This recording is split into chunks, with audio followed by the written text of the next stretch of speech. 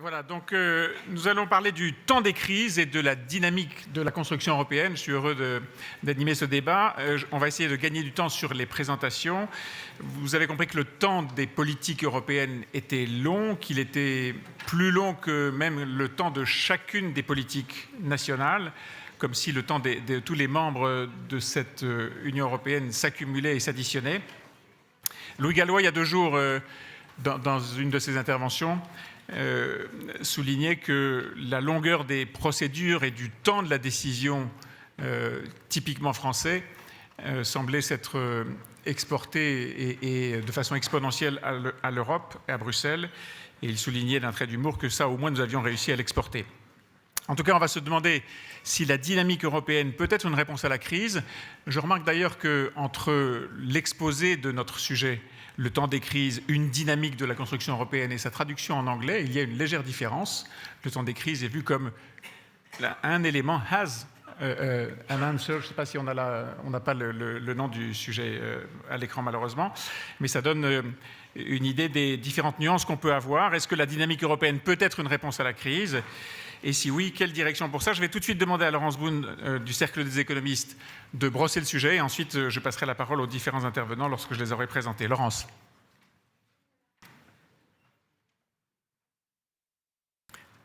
Si la technique nous lâche en plus. Merci à vous d'être ici, merci à tous les intervenants d'être venus ce matin. Je ne vais pas essayer d'être aussi drôle qu'Olivier Pastré, je n'y arriverai pas. Donc je vais faire le rôle de la fille, la sérieuse. Je vais essayer aussi d'être rapide. J'ai bien aimé ce qui a été dit effectivement sur la fiction dans 20 ans, de même que ce qu'a pu rappeler Pierre Moscovici, qui était le sujet de l'union bancaire. Et ma seule allusion à ce qui a été dit par Olivier Pastré est de dire que j'espère que mon fils dirigera cette union bancaire et qu'à ce moment-là, surtout, elle existera, puisque les progrès qui ont été faits, et on en discutera tout à l'heure, peuvent être un petit peu décevants. Donc en fait, ce qu'on va essayer de faire ici, c'est d'abord de souligner quelques progrès, de donner une vision un petit peu plus optimiste que ce qu'on a pu entendre avant. Et je crois qu'il y a des progrès. On n'est plus dans la débâcle financière. Grâce à la BCE, l'été dernier, tous les gens sur les marchés financiers ont pu prendre des vacances. On a gagné du temps, beaucoup de temps, pour pouvoir faire plein de choses dont on va discuter tout à l'heure. Cette semaine encore, la BCE a montré qu'elle pouvait effectivement non seulement acheter du temps pour les gouvernements européens, mais aussi faire une politique monétaire plus indépendante de celle qui est menée dans le reste du monde, donc de continuer à prendre soin de la zone euro en dépit de ce qui peut se passer ailleurs. Je crois qu'il y a 3 choses dont on a envie de parler ce matin, puisque je vais essayer de ne pas nous faire perdre de temps. Le premier, c'est comment on fait pour la croissance à court terme. Je sais qu'on en a déjà parlé. Je crois qu'il y a quand même au moins 2 vues sur ce plateau, qui est que mais finalement, peut-être que la croissance à court terme, c'est un sacrifice nécessaire pour arriver à rééquilibrer le moyen terme, et on va en parler un petit peu tout à l'heure. La seconde chose, c'est sur le moyen terme. Il s'est dégagé ce matin, Olivier mettait en évidence une très forte envie de fédéralisme. Je crois que quand on parle aux gens qui sont sur cette table et qui, eux, sont peut-être beaucoup plus modestes dans leurs ambitions politiques, le fédéralisme, c'est ni le sujet aujourd'hui, ni la solution à moyen terme, et qu'il faut penser à autre chose, donc autre chose que mutualiser les dettes pour résoudre ce problème-là, et peut-être aller vers une intégration qui en décevra certains, en tous les cas la table ronde d'avant. Et puis le troisième point dont on va un petit peu parler, je crois, c'est comment on fait de l'industrie en Europe. Pourquoi ? Parce qu'on a fait beaucoup de programmes de la Troïka qui se sont attachés à ajuster les déficits budgétaires, à rééquilibrer les déficits structurels et de compétitivité. Mais il y a un grand manque dans ces programmes par rapport aux attentes des pays du Sud et au taux de chômage qu'on peut voir. C'est comment est-ce qu'on restaure la capacité productive d'un pays, comment est-ce qu'on restaure la capacité productive de la zone euro, et comment est-ce qu'on contrebalance l'ajustement budgétaire très fort qui a été fait avec l'austérité, avec la perspective qu'un jour, on pourra atteindre les taux de croissance de 3,5. Ouais, je vais m'arrêter là, Nicolas. Merci. Merci beaucoup, Laurence.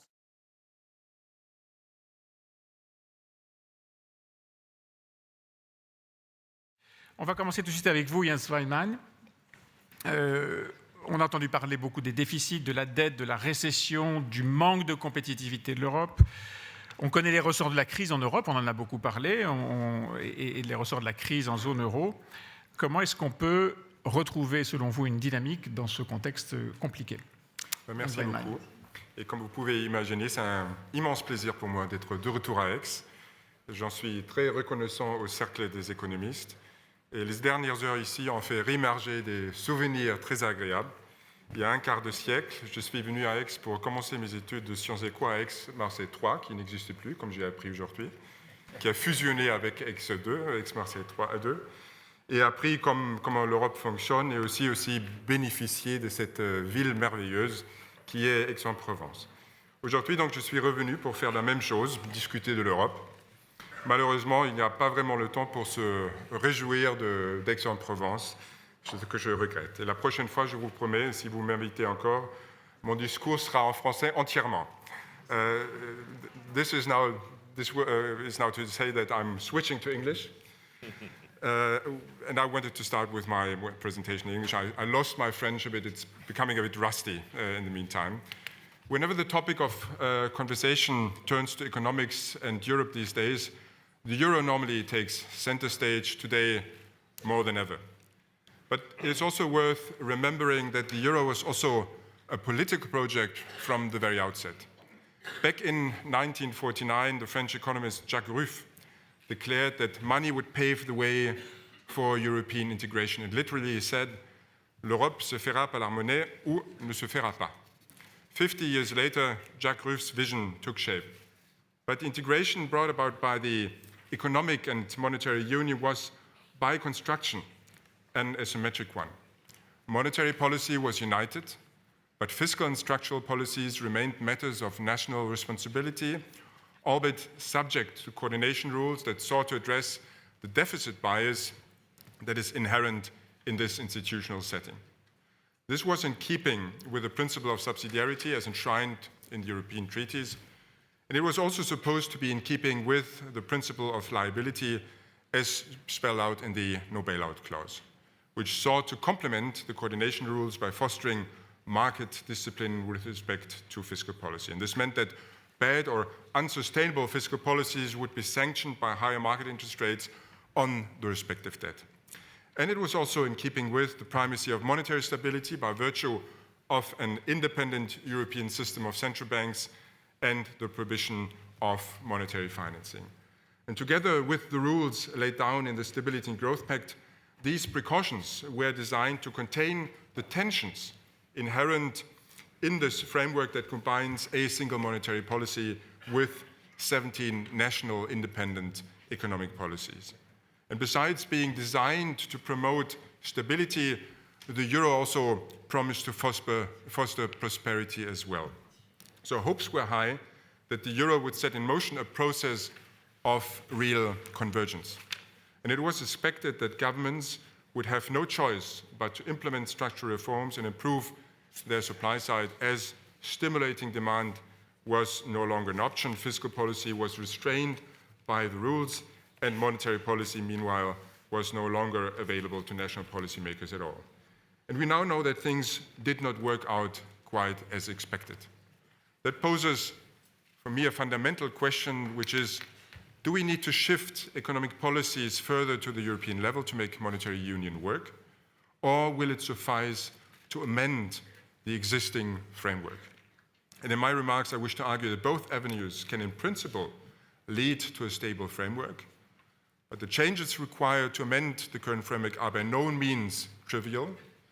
But it is my impression that at the current juncture, that might be more feasible than giving up national sovereignty in fiscal and economic matters, also, of course, requiring a corresponding democratic legitimation, which is an issue that has been discussed already.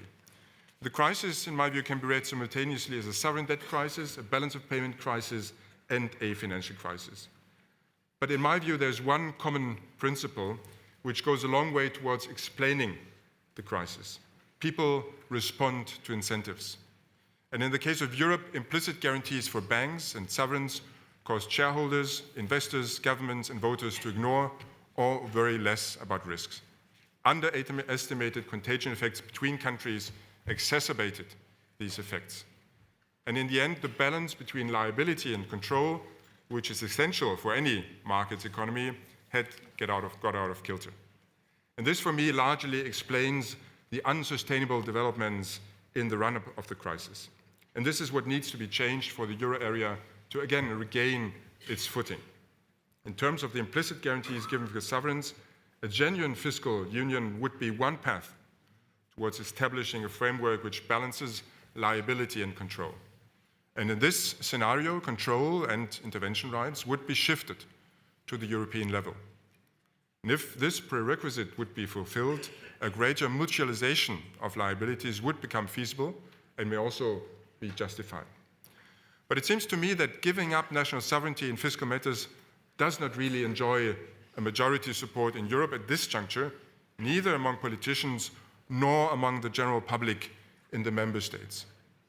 And a very typical example to address this point is President Hollande's recent response to the European Commission's recommendations for reforms. And I quote here, "Elle n'a pas à nous dicter ce que nous devons faire." So mutualizing debt without mutualizing control would exacerbate the tensions inherent in EMU's framework rather than eliminate them. And if therefore, it would therefore not resolve Europe's rules, but only make matters worse. It would not, in particular, preserve the currency union as a stability union.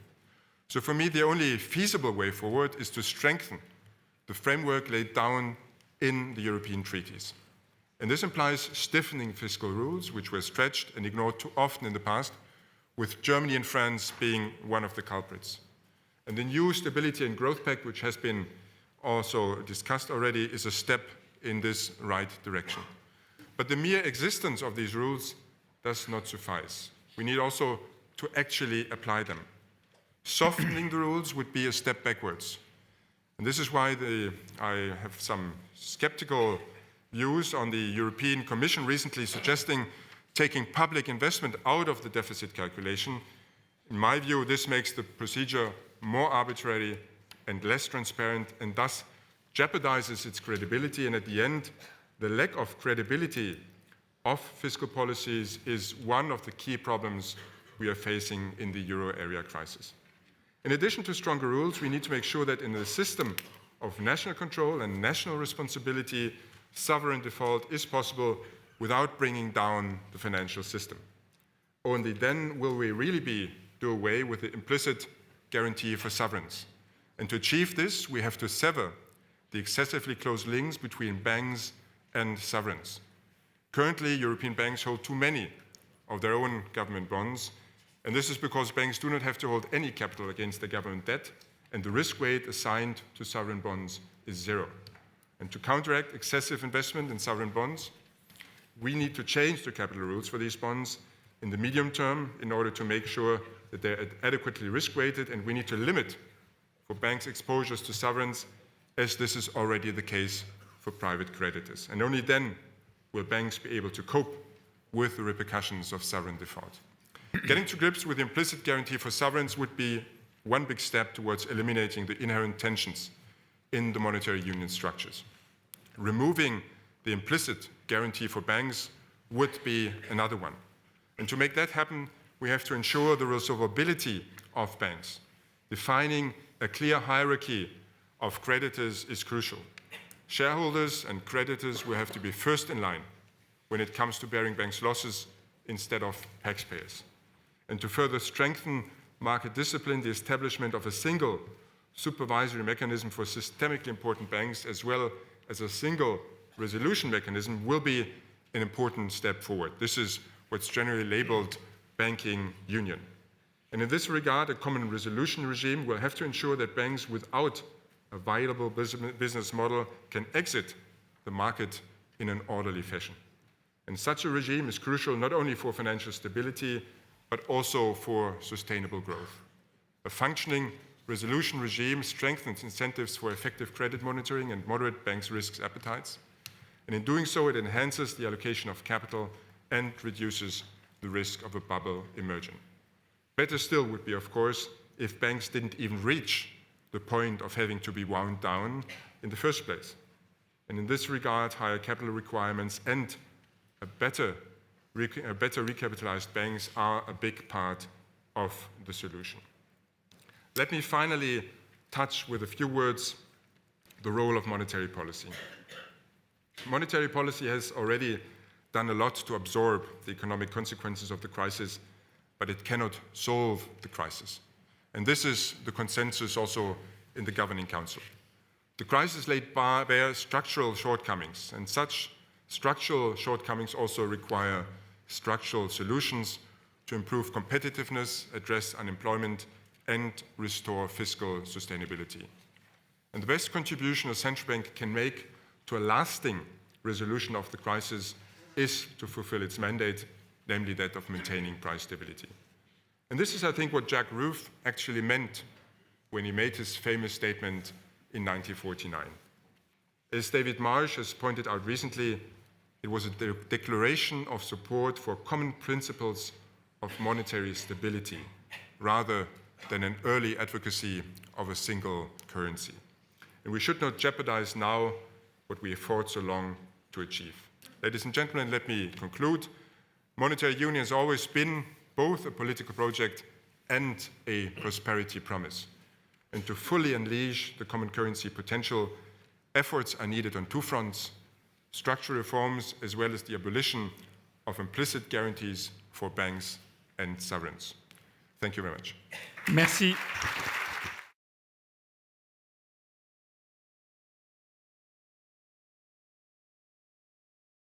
Et nous allons essayer de voir à quel point la dynamique de sortie de crise en Europe peut avoir des voies de passage différentes. Janos Papantonio. Merci. Il semble être un débat nord-sud en Europe. Je voulais remercier d'abord le Cercle des économistes pour cette opportunité de venir ici et parler à Aix-en-Provence devant une audience aussi massive et dynamique que la vôtre, et aussi dialoguer avec des personnalités qui jouent, continuent à jouer ou ont joué des rôles importants à la gestion de la crise actuelle que l'Europe traverse. Rappelons d'abord les faits, mais avant de le faire, je voulais faire un petit commentaire sur ce que M. Jens Weidmann vient de dire. Bien sûr, tout le monde partage son scepticisme sur la possibilité actuelle politique en Europe d'avancer sur la voie de l'unification politique et économique. Les contraintes sont très évidentes. Mais je voulais présenter un autre aspect de la réalité, c'est-à-dire d'expliquer pourquoi je crois que la stratégie actuelle est pleine de contradictions et comporte des risques énormes sur la survie même de l'eurozone. Et les risques énormes, ce n'est pas à long terme, c'est à court et à moyen terme, à cause de la récession et la stagnation qui maintenant caractérisent les économies européennes. Rappelons alors les faits. Le fait, c'est qu'après 6 semestres de récession, maintenant nous voyons que nous entrons dans un 7e semestre qui n'est pas brillant pour le futur de l'eurozone. Et on voit aussi que la récession s'étend même aux pays du noyau européen, des pays forts. En second lieu, on voit que les coûts sociaux de la politique actuelle sont vraiment énormes. Le chômage en Europe, c'est 12%, qui est un record. Pour les pays du Sud, ça atteint 25, même 28% pour la Grèce, pour l'Espagne, qui est vraiment exceptionnel, au moins pour des temps qui ne sont pas des temps de guerre. Et pour les jeunes gens, c'est plus de 60% dans certains pays du Sud. Donc, on parle d'une situation tragique socialement qui peut-être, je ne crois pas qu'il peut persister pour très longtemps. En plus, ce malaise social s'approfondit parce que les perspectives économiques sont défavorables pour l'avenir européen. Et de cette façon, l'attachement, la foi des populations et des sociétés au projet européen est en déclin. Et étant donné le manque de cohésion de l'eurozone, la stagnation et la récession peuvent conduire à un rejet populaire de l'Union européenne, accompagné de sérieux défis pour la démocratie même, avec l'ascension des partis néo-nazis dans pas mal de pays du Sud, principalement, mais partout en Europe. Et pourtant, qu'est-ce qu'on voit avec les fameuses élites? On voit l'inaction. Apparemment, elles sont rassurées par les rapports rassurants de Mario Draghi qu'il fera tout pour assurer la survie, pour protéger l'euro, assurer sa survie, mais l'inaction comporte des risques.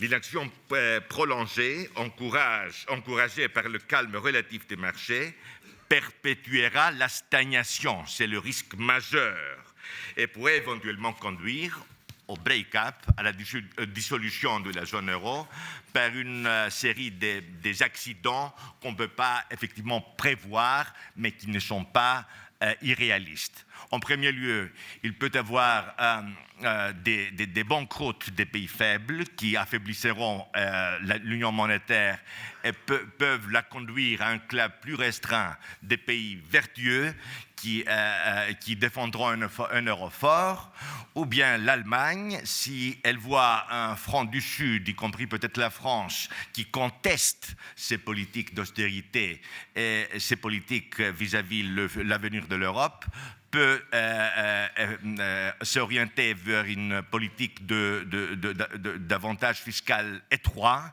en quittant elle-même l'union monétaire.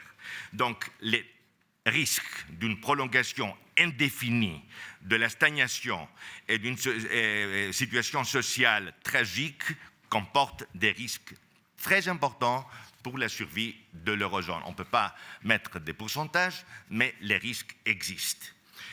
En fait, pour faire face à la crise, il n'y a que 3 chemins théoriquement. Le problème, c'est que le Sud, la périphérie, a trop des déséquilibres sur le plan fiscal et sur le niveau fiscal et sur le niveau extérieur et commercial. Et il faut rééquilibrer ces comptes. Pour rééquilibrer ces comptes, il y a 3 chemins. Le premier chemin, c'est la dévaluation interne, appauvrir les populations et aussi mener des réformes structurelles afin de la faire plus concurrentielle, le Sud et la périphérie vis-à-vis le Nord, et rééquilibrer les comptes.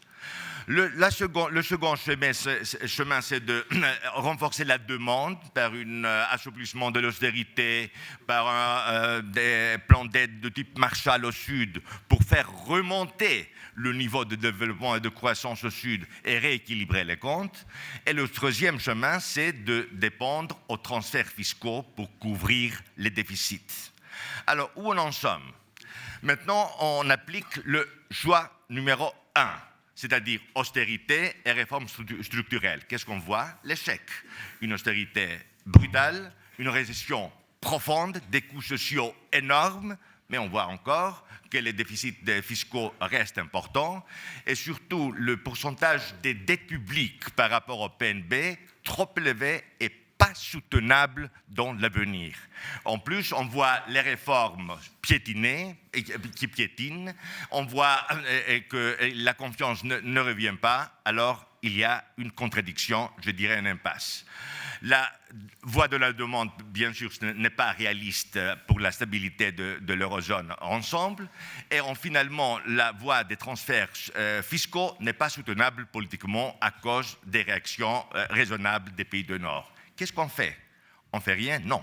Il faut combiner les 3 choix, c'est-à-dire enrichir la politique de consolidation fiscale menée actuellement et les réformes structurelles qui sont de toute façon nécessaires, avec un élément de demande, de réflation de la demande par une austérité plus souple et par un plan d'aide d'investissement au Sud pour relancer l'économie des périphéries, et en plus mener une politique d'unification économique, sociale et fiscale et financière plus agressive afin de rectifier les défauts systémiques de la zone euro et donner de la confiance aux économies européennes, en particulier celles de la périphérie, pour que la relance commence. Donc, il faut un changement de la politique.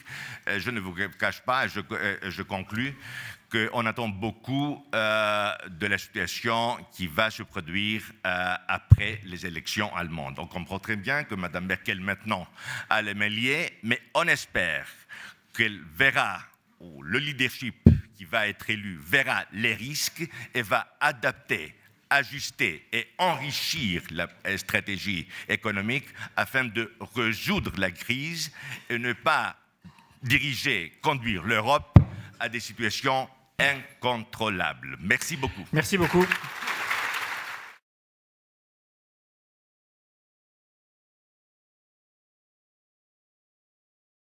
Didier Reynders, vous avez entendu ce plaidoyer vigoureux pour un changement de la politique économique européenne avec la combinaison des trois choix évoqués par János Papantoniou. Jens Weinmann, auparavant, n'avait pas donné les mêmes perspectives. Quel est votre sentiment à vous, qui êtes à la fois économiste et politique et connaissez bien, pour les avoir menées, toutes ces politiques européennes? Merci. D'abord, j'ai un peu l'impression que le débat tourne depuis pas mal de temps en Europe autour de la demande de plus de responsabilité qui vient du nord de l'Europe et peut-être effectivement d'abord de l'Allemagne et de certains partenaires, et puis de la demande de plus de solidarité venant du sud de l'Europe. Alors, quand on vient d'un pays comme la Belgique, toute comparaison avec notre situation interne serait évidemment purement fortuite, de se demander si les relations nord-sud sont en général celles-là. Mais je crois qu'il n'y a pas de miracle en la matière.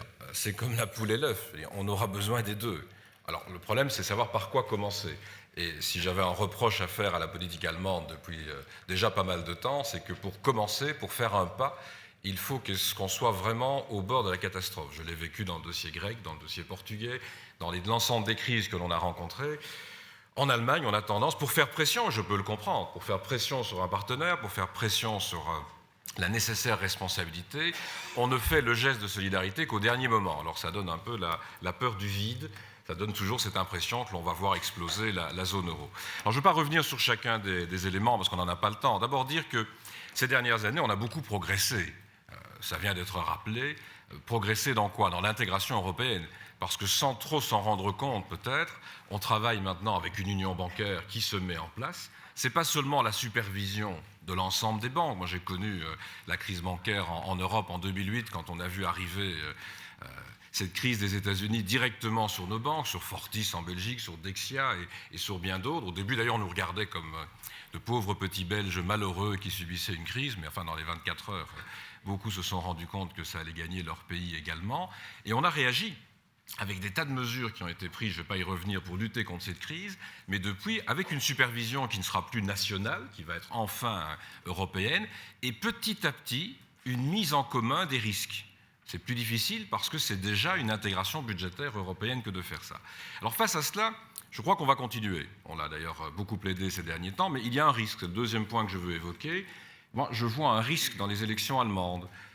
J'ai connu la période 2004-2005, j'étais aux finances également, j'étais dans l'Eurogroupe, dans l'Ecofin, et à l'époque, nos deux grands voisins connaissaient des difficultés budgétaires. Et ces deux grands voisins ont donc dit, mais ce qui serait bien, c'est qu'on assouplisse les règles. Alors quand vous dites ça, avec autour de la table des Portugais, des Grecs, des Espagnols, et je ne vise personne en disant ça particulièrement, je cite un certain nombre de pays, mais même la Belgique et certaines parties du pays, en ce qui concerne la Belgique, on se dit, mais si on assouplit les règles pour l'Allemagne et pour la France, peut-être que nous aussi, on peut se lancer dans une augmentation forte des salaires, travailler un peu moins, 37, 36, voire, dans certains pays, 35 heures.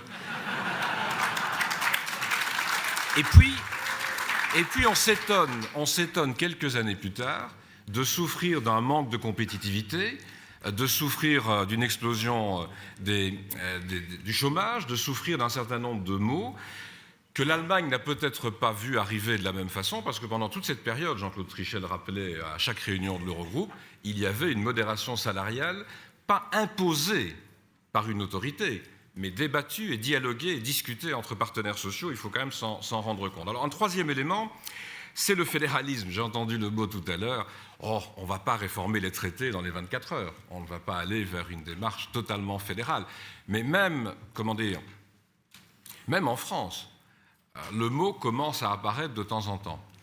Cela veut dire quoi? Cela veut dire qu'on ne peut pas vivre avec une monnaie unique, une banque centrale unique, et ça a été redit, 17 États menant leur politique budgétaire. Donc on les rapproche de plus en plus. Mais ça veut dire qu'on a fait, comme M. Jourdain faisait de la prose sans le savoir, on a fait du fédéralisme monétaire, mais on n'a pas pu, on n'a pas voulu, on n'avait pas la capacité à l'époque de franchir le pas d'un fédéralisme budgétaire. On est en train de le faire, on est en train petit à petit d'intégrer des politiques. Ça passera peut-être un jour par une intégration encore plus forte quand on modifiera à nouveau les traités. Un quatrième élément sur lequel je veux insister, ce sont les réformes. On parle tellement de réformes aujourd'hui. Ce sont des réformes structurelles, c'est vrai, c'est ce qui est l'élément principal. Ça n'empêche pas que l'on doit d'abord remettre nos comptes en ordre. Et je crois que dans tous les pays, il faut se rendre compte que c'est la seule solution. Alors, venant de Belgique, moi, je n'ai aucune leçon à donner. Je peux juste faire part d'une expérience. Nous avons connu au début des années 80 un déficit qui était un déficit, si on le calculait comme aujourd'hui, de 17-18 points du PIB. 17-18 points. La dette est montée à 138 points du PIB en 93. Eh bien, ça prend 20 ans à revenir progressivement vers un équilibre et malgré les crises. Donc il faudra garder cette logique de retour à des équilibres budgétaires, mais les réformes, c'est renforcer, c'est vrai, la compétitivité, c'est probablement ouvrir beaucoup plus de commerce. Alors on parle beaucoup, je le sais, des accords possibles avec les États-Unis. Moi je pense au marché intérieur. Quand on parle des accords avec les États-Unis, ou comme ministre des Affaires étrangères, quand on parle maintenant d'espionnage américain, on regarde les grands acteurs de l'économie digitalisée, ils sont tous de l'autre côté de l'Atlantique. Ils ont bénéficié d'un marché intérieur américain gigantesque. Grâce à cela, ils se sont développés. On a très peu de concurrence venant d'Europe. J'ai encore connu Nokia, leader mondial de la mobilophonie. On est passé au smartphone, on parle d'Apple et de Samsung, on ne parle plus de présence européenne dans le débat. Le marché intérieur, c'est une réforme qui n'est pas achevée. Pour prendre un exemple que l'on peut peut-être citer en étant ici dans le sud de la France, ouvrir le marché de l'énergie, par exemple. Il y a encore du chemin pour faire en sorte qu'on ait un marché de l'énergie totalement ouvert. Et en fait, toutes ces réformes, ce sont des réformes qui ont pour but, on dit souvent la croissance, je l'ai encore entendu ce matin, mais de lutter contre le chômage. Et je rassure en terminant, en disant lutter contre le chômage, par exemple, et j'étais heureux d'entendre une collègue italienne tout à l'heure le dire, quand on fait des réformes des retraites, les réformes de retraite, ce n'est pas une mesure d'austérité. Bien sûr, pour ceux qui voient leurs droits reculer, ça apparaît comme tel. Mais c'est effectivement un échange entre générations. Et un jour, je discute de ça de temps en temps avec des syndicats belges, quand nous vivrons tous en bonne santé jusqu'à 150 ans, peut-être que l'âge de la retraite pourra être repoussé dans certains pays de 65 ans à 65 ans et demi. C'est possible que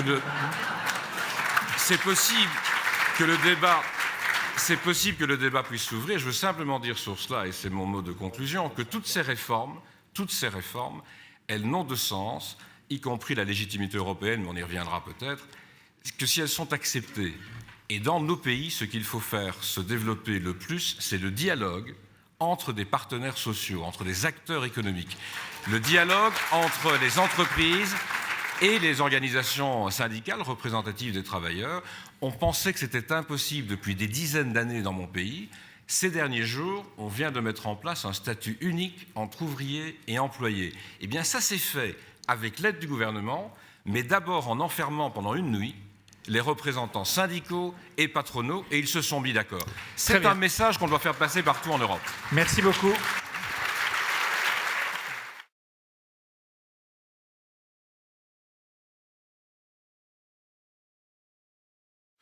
Bien, moi, tout en étant un des participants des rencontres d'Aix tellement sympathiques depuis le début, je me rappelle avec Jean-Hervé, la première fois, je crois que c'était dans le sous-sol de Sciences Po, on était peu nombreux. Et il fallait déjà respecter le timing.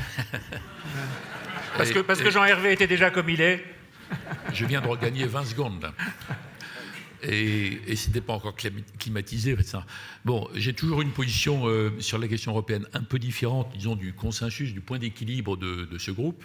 Par rapport à ça, disons que j'ai toujours été moins fédéraliste que la moyenne, très européen, plus euroréaliste, on va dire. Bon. Et je continue à dire, comme je le dis chaque année, de façon rituelle, que pour moi, le danger numéro un, évidemment la question financière, les dettes souveraines, mais le danger numéro un, c'est le fossé géant entre les élites européistes et le grand public, je dirais, normal, disons le corps électoral. Et ça, c'est un fossé. Les applaudissements sont... soustraite du temps. Hein. Non, pas du tout. Bon. C'est trop facile, c'est de la démagogie, ça. Donc j'ai toujours pensé que c'était le vrai problème. Je ne crois pas qu'il faille faire rêver. L'Europe moderne ne s'est pas construite par rêve. Elle s'est construite parce qu'il y avait Staline, Truman, la réponse du plan Marshall, puis longtemps après la construction européenne, etc. Donc l'histoire vraie n'est pas du tout l'histoire qui est racontée. Et je crois que depuis des années, les élites disent qu'il faut plus d'Europe, quel que soit le sujet, et qu'ils sont anxiogènes. Et ce que, disons, pour dire, je ne vais pas choquer personne, mais dans les écoles de commerce, on trouve super la perspective fédérale, et dans les électorats normaux, massivement, les gens trouvent ça angoissant. Bon, donc je pense que ça nourrit l'euro-scepticisme au sens propre du terme, mais pas l'euro-hostilité. Or, les euros hostiles, qui sont, on va dire, 15% à la louche, ils sont irrécupérables. Les eurosceptiques, ils sont récupérables. Ils sont simplement déçus, si on leur parle autrement, et si on a le sentiment que l'usine à gaz défend leurs intérêts. Donc, moi, je ne crois pas, c'est pas tellement ma vision personnelle, c'est autant un pronostic. Je ne crois pas du tout au saut fédéral, au sens classique du terme. Il faudrait d'ailleurs distinguer, parce qu'après tout, le mot fédéralisme veut dire des choses complètement différentes. Et en matière européenne, ce n'est pas la même chose de dire c'est l'Europe qui va décider à notre place, parce qu'on n'y arrive plus, on est trop fatigué, on a pas assez chargé et compagnie, ou de dire on décide ensemble. Ce n'est pas du tout la même chose. Et en termes politiques, dans un cas, c'est décourageant, dans l'autre cas, c'est mobilisant. Donc je ne crois pas à un saut fédéral, même à moyen terme. Aucun gouvernement ne le veut. On n'arriverait pas à rédiger un traité sur cette base et il serait de toute façon irratifiable. On n'arriverait même pas à le faire ratifier dans les 17 ou 18 et encore moins dans les 28. Donc on perd un peu notre temps et puis on énerve les gens pour rien.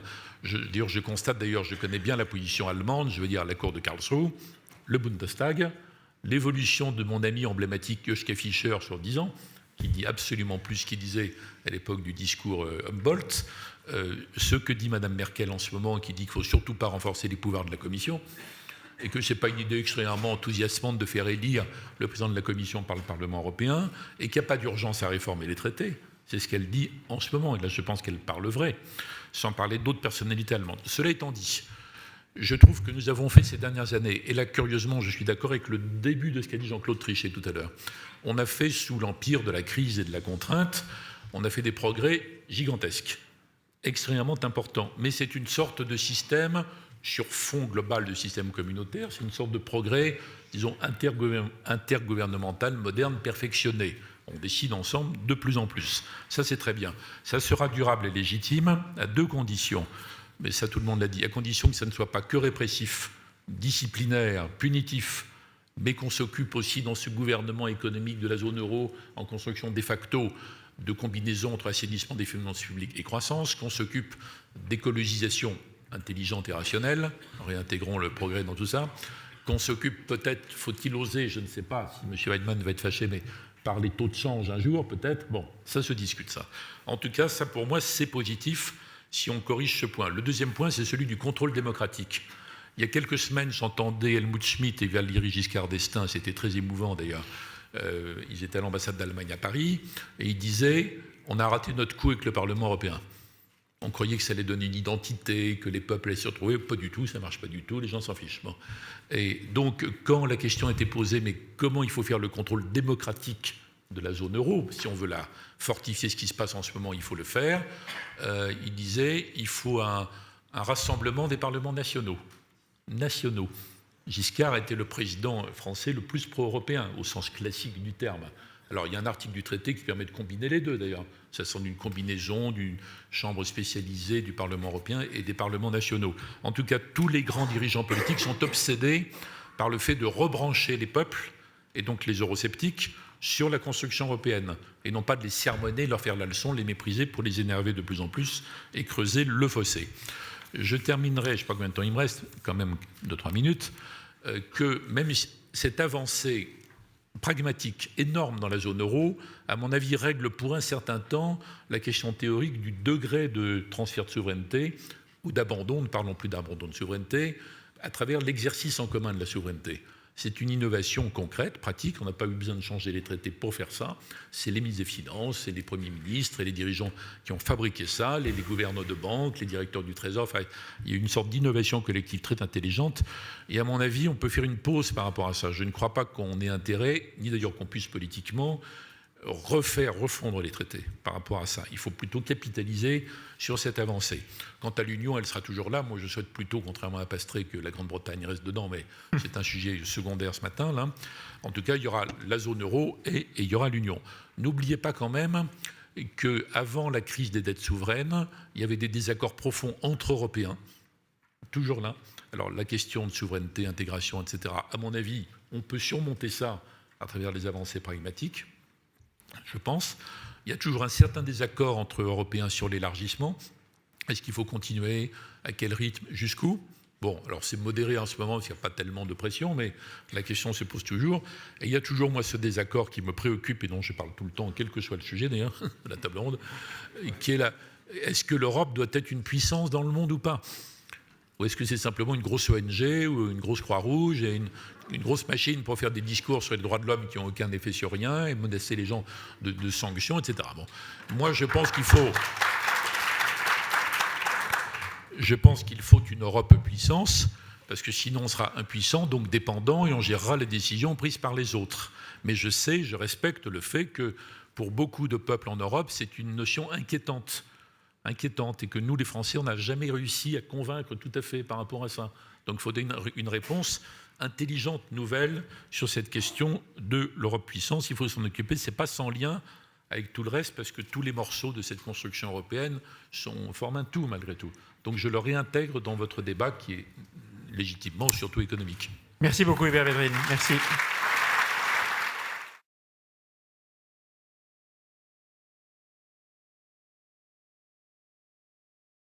Marwan Laoud, il y a un instant, Didier Reynders expliquait que l'énorme explosion du numérique et du digital dans le monde n'avait pas profité à l'Europe, que tout ça s'est développé ailleurs, aux États-Unis et en Asie. L'industrie est une des forces de l'Europe. Est-ce que l'industrie en tant que telle est un des éléments du projet européen? Je ne sais pas si ce que je vais dire sera français ou allemand. Les mots que je vais prononcer seront empreints d'une forte implantation d'un industriel en France, en Allemagne, en Espagne et au Royaume-Uni. Donc ce n'est pas tout à fait l'ensemble de l'Europe, mais c'est une partie importante, un nombre de pays très impliqués dans les affaires industrielles.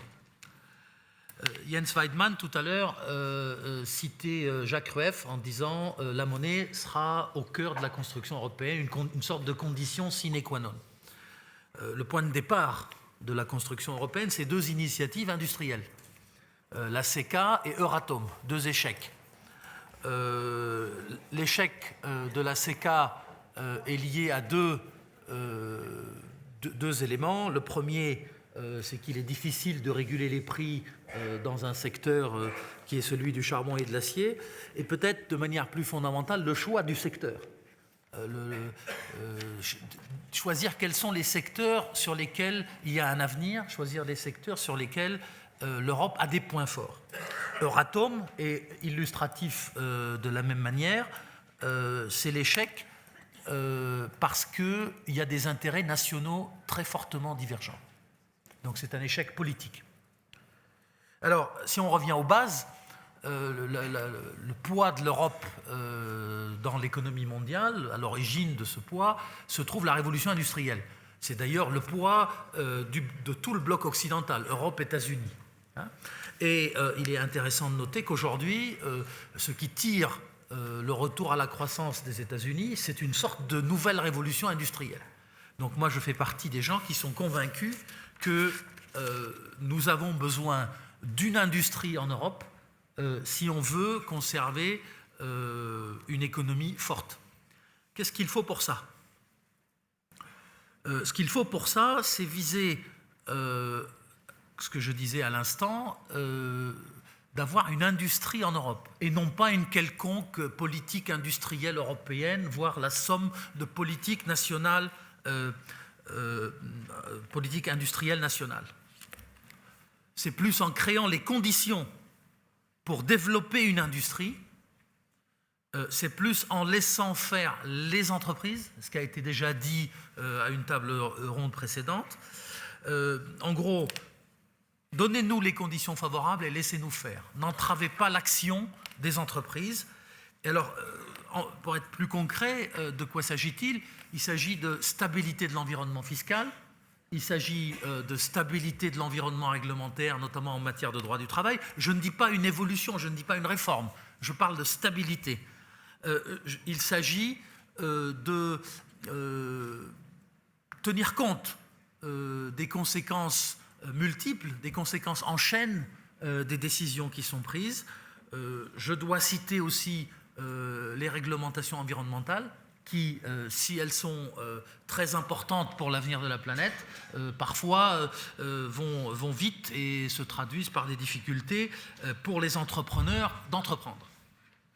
Donc ne pas entraver l'action des entreprises en laissant faire et en n'intervenant pas, je dirais, dans la gestion ou dans l'action quotidienne. C'est l'illustration que je peux donner à travers l'exemple qui est le nôtre. Voilà une industrie qui est partie, il est vrai, d'un effort public, avec des avances remboursables, avec un investissement dans l'industrie de défense.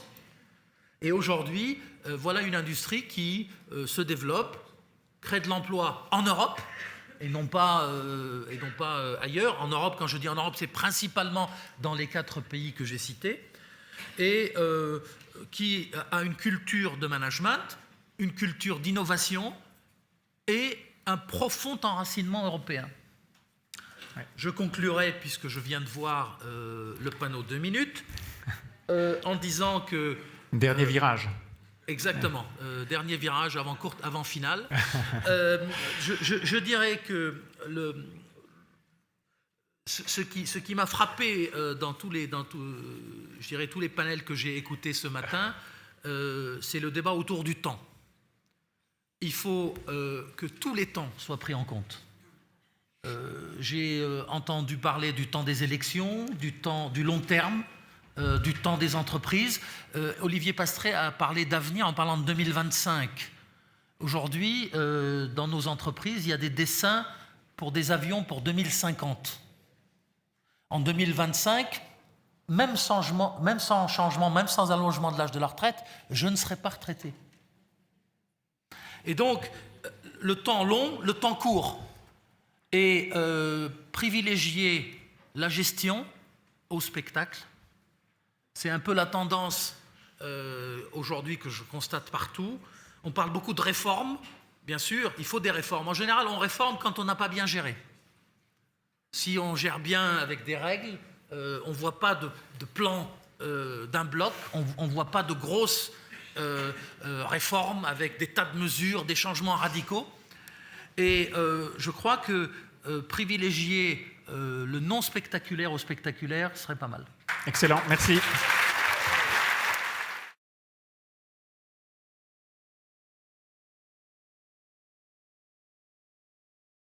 Bonjour à tous, Simon Ganem de l'Université Paris-Dauphine.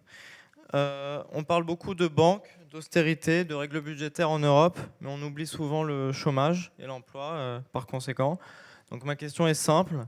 Que pensez-vous d'une politique commune de l'emploi, une union européenne pour l'emploi autour d'un socle d'assurance chômage pour relancer le projet européen par la solidarité? Merci beaucoup.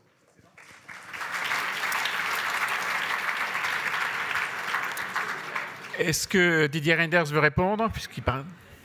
2 ou 3 éléments de réponse. Parce qu'il y a d'abord la politique pour l'emploi en tant que telle. C'est vrai que je dis tout à l'heure, ce qu'on veut surtout aujourd'hui, c'est lutter contre le chômage, beaucoup plus que d'entendre parler sans arrêt de croissance. Alors, on peut d'abord le faire en évitant de prendre des mesures pénalisantes, je viens de l'entendre pour les entreprises, dans les plans de rigueur, dans les plans de retour à l'équilibre budgétaire. Quand on prend des mesures de restriction budgétaire, on peut déjà éviter de mettre dans ces mesures des mesures qui vont à l'encontre de l'emploi. 2, les banques, parce que j'ai entendu dans le début de la question, on parle beaucoup des banques, il faudra encore beaucoup en parler.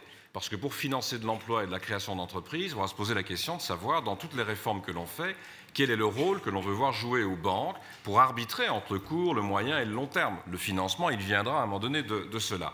3e élément, ce qui donnera aussi une activité en matière d'emploi, c'est le marché intérieur. Donc l'intégration beaucoup plus forte intérieure, comme je réponds à la question de tout à l'heure sur la dénomination de mon titre, le commerce extérieur, comment travailler beaucoup plus aussi avec d'autres partenaires. Mais pour faire cela, et je le dis à des jeunes dans la salle, la mobilité va être de plus en plus au cœur du débat de l'emploi.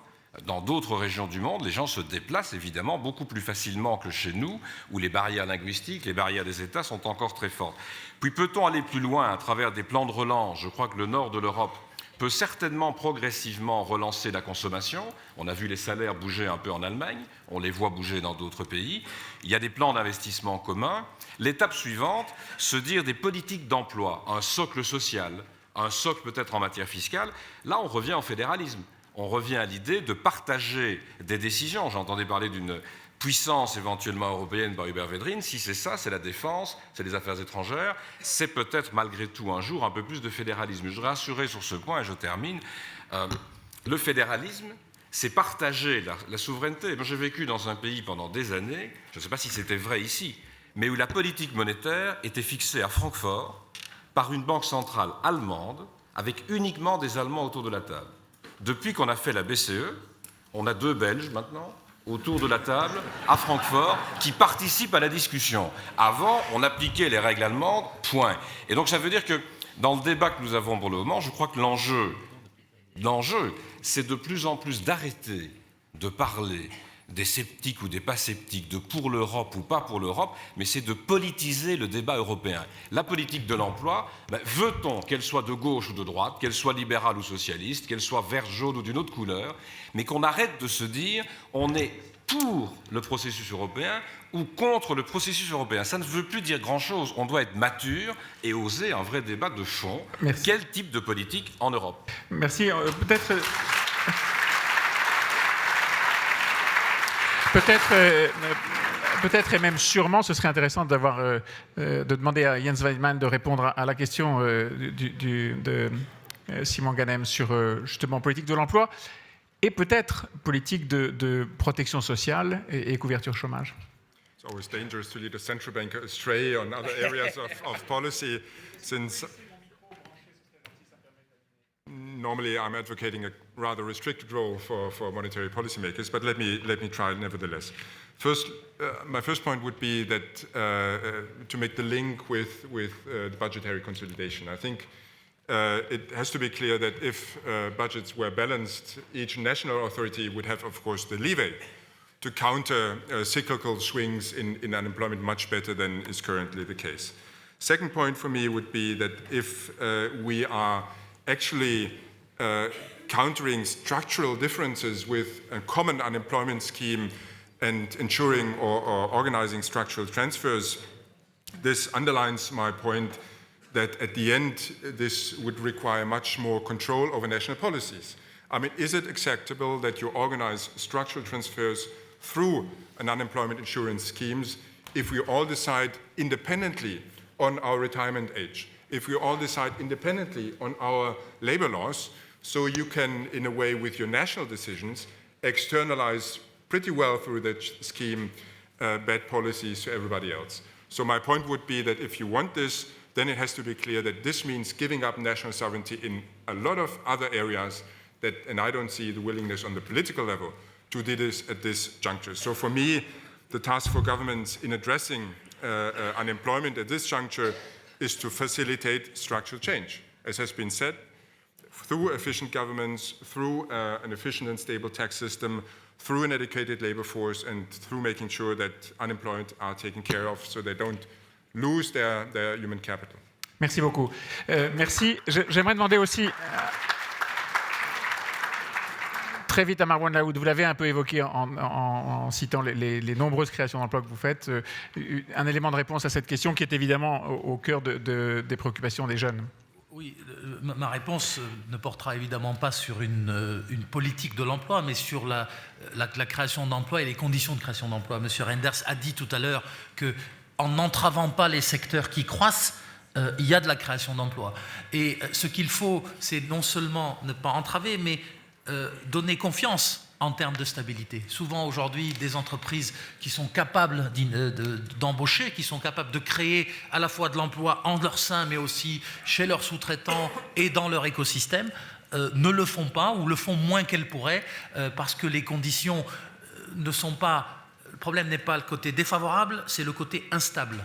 J'insiste, c'est vraiment le côté instable qui pose un problème. Je ferai une remarque supplémentaire. Dans un groupe comme EADS, on constate, on peut voir la disparité des réglementations sociales. On est surpris parfois parce qu'il y a des différences qui sont totalement contre-intuitives. Un plan social sur une unité du groupe, il n'y en a pas eu dans les 2 dernières années, mais il y en a eu il n'y a pas si longtemps que ça.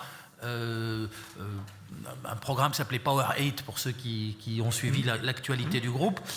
Beaucoup plus facile de mettre en place un plan social en France qu'en Allemagne.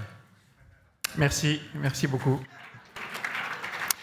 Merci pour cette remarque, en effet contre-intuitive. Laurence Boone, c'est à vous de conclure cette session sur le dynamisme de l'Europe. Laurence. Merci à tous. Je pense qu'on a été le parfait reflet des contradictions qui existent à la fois au sein des pays de la zone euro et puis aussi avec l'idée originale de faire l'euro. Comme l'ont rappelé plusieurs des participants, l'idée originale, c'était de faire une monnaie commune parce que ça nous permettrait de faire une fédération des États-Unis d'Europe. Je crois qu'on en est très très loin aujourd'hui. Ce qu'on a montré, c'est qu'on avait fait une monnaie commune avec beaucoup de monde et qu'on n'était pas du tout prêt à aller aussi loin dans les politiques économiques d'intégration et notamment en matière budgétaire. Je crois que je voudrais rappeler juste 2 points avant de clôturer la session. La première, c'est que sur l'union bancaire, les décisions qui ont été prises récemment renvoient aux responsabilités nationales le traitement d'une faillite de banque ou le traitement d'un renflouement de banque. Donc on n'a pas du tout coupé le lien entre les banques et les souverainetés nationales. On en a parlé un petit peu aujourd'hui, je crois qu'on pourra aller plus loin là-dessus. Le deuxième point, c'est quand on parle de transfert et de solidarité, finalement, et Jens le soulignait, on n'est absolument pas prêt à faire ça. Et on a une situation assez ambiguë où quand on fait des transferts, c'est quand un pays demande de l'aide et des programmes, et à ce moment-là, il perd sa souveraineté plutôt que de la partager avec les autres. Donc finalement, on aboutit à quelque chose qui est pire que de pouvoir mettre en commun des décisions communes pour arriver à avoir des décisions budgétaires communes et qui nous permettraient aussi de pallier aux problèmes de croissance de court terme. Merci. Merci Laurence. Merci à vous tous pour cet échange très riche avec des voix très différentes. Je reprends mon image de tout à l'heure. Dernier virage, désarmement des toboggans, ouverture des portes, sous vos applaudissements.